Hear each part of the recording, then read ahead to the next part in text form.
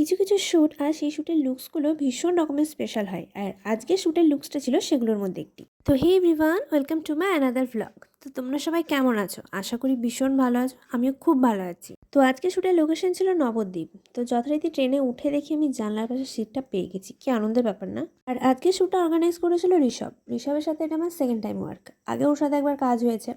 তো স্টেশন থেকে ওর বাড়ি বেশি দূর না, তাই ভাবলাম হেঁটেই চলে যাক। আর এই যে চলে এলাম ঋষভের বাড়িতে, এসে একটু খাওয়া দাওয়া করে নিলাম। তো কিছুক্ষণের মধ্যেই ঋষভ মেকআপটা স্টার্ট করে দেয়, আর এই যে তোমরা দেখতে পাচ্ছ আমার বেস মেকআপ পুরো রেডি হয়ে গেছে।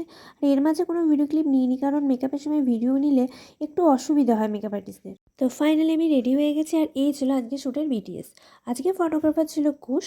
ভীষণ ভালো কাজ করে, আর ওর ছবি পার্সোনালি আমার ভীষণ পছন্দের। এই শ্যুটটা নিয়ে আমাদের তিনজনের মধ্যে ভীষণ রকমের ডিসকাস হয়েছে যে কীভাবে কী অ্যারেঞ্জ করলে শ্যুটার আউটপুট ভালো আসবে। বাট আনফর্চুনেটলি ঋষভের সাথে কোনো বিটিএস নেওয়া হয়নি, কিন্তু ভীষণ সুন্দর সাজিয়েছিল, আর ওর মেকআপ আমার ভীষণ ভালো লাগে। তো শ্যুট কমপ্লিট করে আমি স্টেশনে পৌঁছে যাই, দেখি ট্রেন চলেও এসেছে। আর ভাবলাম ছোট করে একটা ঘুম দিয়ে নিই। তো আজকের ব্লগটা এখানেই এন্ড করলাম। তো তোমরা সবাই জানিও ব্লগটা কেমন লেগেছে। তো আজকের মতো টাটা।